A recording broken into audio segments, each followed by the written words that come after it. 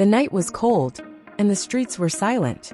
The only sound was Alina's footsteps as she ran, her breath coming in short gasps.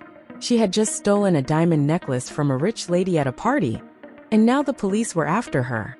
Blue and red lights flashed in the distance, and sirens echoed through the empty streets. She had to hide fast. Her eyes darted around, searching for a place to disappear. That's when she saw it. A large, abandoned-looking house at the end of the street. The iron gates were slightly open, as if inviting her inside. It looked old, forgotten, and lifeless, the perfect place to hide. Without thinking, she slipped through the gate and closed it behind her. As soon as she stepped inside the front yard, a strange chill ran down her spine. The air felt heavier here, and a faint scent of roses and dust lingered around. The house loomed over her, its tall windows dark and empty. Something about it felt unnatural, but she had no time to hesitate. She reached the front door and pushed it open. To her surprise, it wasn't locked. The wooden floor creaked under her feet as she stepped inside. The house was dimly lit, with only a few flickering candles in the hallway. It felt strange, almost as if someone had been expecting her. Alina moved cautiously, her heart still pounding. The police sirens had faded, but she knew they were still looking for her. She just needed to stay hidden for a while. Then a deep voice came from the shadows. "You shouldn't be here." Alina gasped and spun around. A man stood in the darkness, watching her. He was tall and handsome, dressed in an old-fashioned black suit. His eyes were piercing blue, glowing faintly in the dim light. I'm just hiding for a while," she stammered, trying to stay calm. The man nodded slowly. "Then stay. You are safe here with me." Alina hesitated. Something about him felt unreal, almost too perfect. But she was too tired to care. She needed a place to rest. The man stepped closer. "My name is Zion." There was something hypnotizing about his voice. Alina felt drawn to him, even though a small voice in her head whispered that she should leave. But she didn't. And that was her first mistake. Alina sat on the old couch, trying to calm her racing heart. The house was eerily quiet, except for the faint crackling of the fire in the fireplace.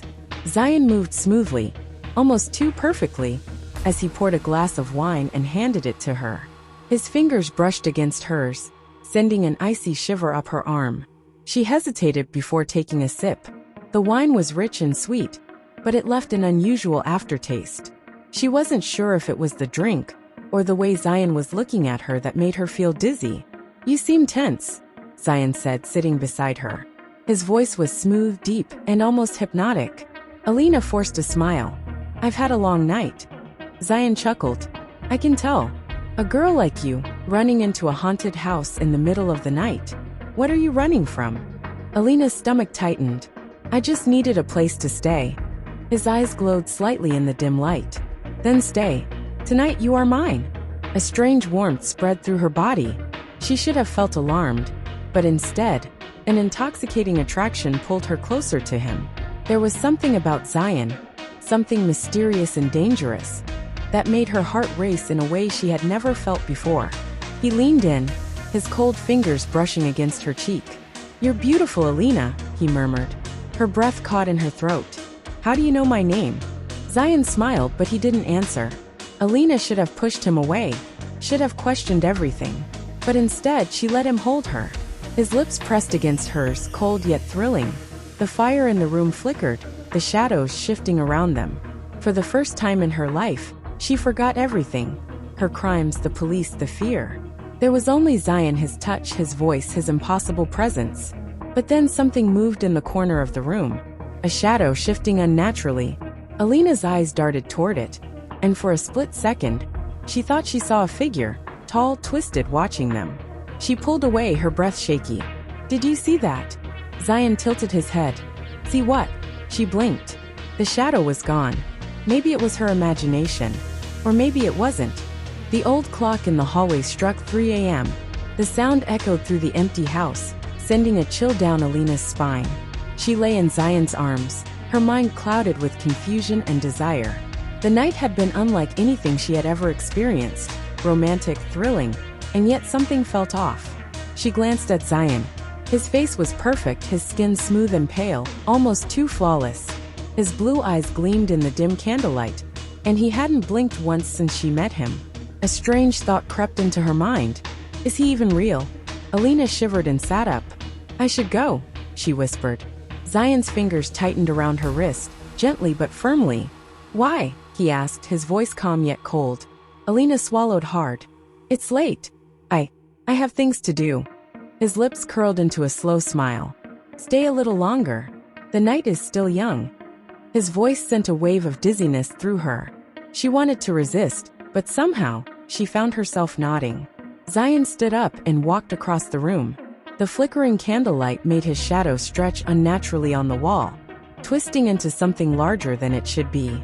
Alina's stomach tightened. Something is wrong. Her eyes darted around the room, searching for anything unusual. That's when she saw it. A small black diary sitting on a dusty table near the fireplace. Her fingers trembled as she reached for it. It looked old, its leather cover worn out, its pages yellowed with age. Zion's voice suddenly turned sharp. Don't touch that. Alina froze, her hand hovering over the diary. Why not? She asked cautiously. His eyes darkened. It's just an old book. Nothing important. But Alina wasn't convinced. Her instincts screamed that this diary held secrets. Secrets she needed to know. Ignoring Zion's warning, she grabbed the diary and quickly flipped it open. The first words on the page made her blood turn to ice. Asterisk, my name is Zion. This house is my prison. I have been dead for 150 years. Asterisk. Her breath caught in her throat. She turned another page, her hands shaking. Asterisk. I was killed in this house. Betrayed by love. And now, I am cursed to stay here forever. Asterisk. Alina's heart pounded. She slowly lifted her eyes to Zion. He was staring at her. Not blinking. Not smiling. Just staring. And suddenly she knew. She had spent the night in the arms of a ghost. Alina's breath came in short gasps as she clutched the diary in her trembling hands. The words on the page blurred as fear gripped her chest. She slowly lifted her gaze to Zion, who stood motionless, his blue eyes glowing in the dim candlelight. You're not human, she whispered, stepping back. Zion didn't blink. You shouldn't have read that, he said, his voice calm but cold. Alina's heartbeat pounded in her ears. You lied to me, she cried. You made me. Zion took a slow step forward, his movements eerily smooth. I didn't lie, Alina. I told you to stay. I told you this house wasn't safe for you. His lips curled into a small smile. And yet you stayed. The room suddenly felt colder. The candles flickered violently, casting strange shadows on the walls. The fireplace crackled, and for a moment, Alina swore she saw ghostly figures dancing in the flames. She shook her head, panic rising in her throat. I have to leave. Zion tilted his head. Leave. His voice was softer now, almost amused. Do you really think you can? Alina turned and ran toward the door, her bare feet barely making a sound on the wooden floor. She grabbed the doorknob and yanked it. It wouldn't budge.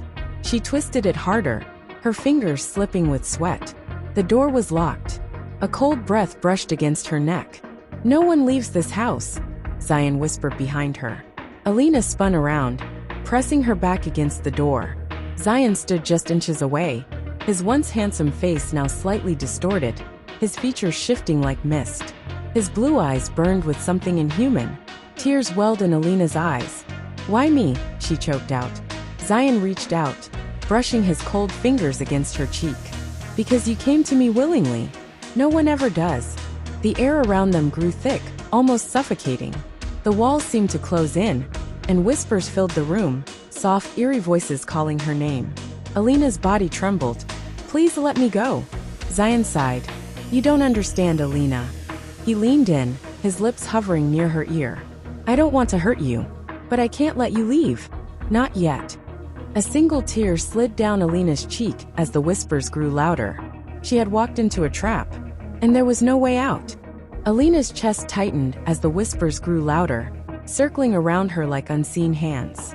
The air felt thick, pressing against her skin, making it harder to breathe.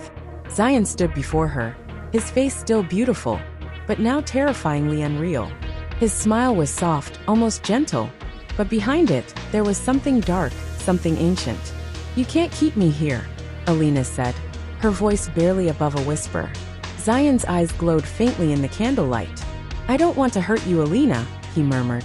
"But you belong to this house now." A shiver ran down her spine. No. I don't belong here, She gripped the diary in her hands, her mind racing. The book held his truth. If he was cursed, there had to be a way to break it. Flipping through the pages frantically, she searched for something, anything, that could help her escape. Then she saw it. To break the curse, one must resist his touch. The moment he is rejected, the spirit weakens. Alina's breath hitched. That's it. She looked up at Zion, who was watching her with quiet amusement. "Reading won't save you," he said, stepping closer. Alina forced herself to stay calm. "I know what I have to do." His smile faltered. "And what is that?" Taking a deep breath, she lifted her chin and spoke the words she never thought she would say. "I don't love you, Zion. I never did." For the first time, Zion's expression changed. The warmth in his eyes flickered, just for a second, but she saw it. A crack in his perfect illusion. Alina pressed on. "You tricked me. You made me feel something that wasn't real. But I see the truth now. And I don't want you." The air in the room shifted. The candles flickered wildly. Zion's form wavered, like a shadow caught in the wind. "No," he whispered, his voice laced with something almost like pain. "You're lying." Alina took a step back. "I'm not. And you know it." A sudden gust of wind tore through the house. The diary in her hands burst into flames, vanishing into ash. The walls trembled, the whispers turned into screams, and Zion staggered back as his body flickered in and out of existence. "Stop," he shouted, reaching for her. But Alina pulled away. "Goodbye, Zion." The house groaned as if it were alive. A final, deafening wail filled the air. And then silence. Alina gasped as the front door suddenly flew open. Without looking back, she ran.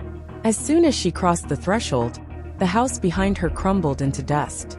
Zion was gone, but as she stood under the first rays of morning light, she couldn't shake the feeling that somewhere, somehow, he was still watching her.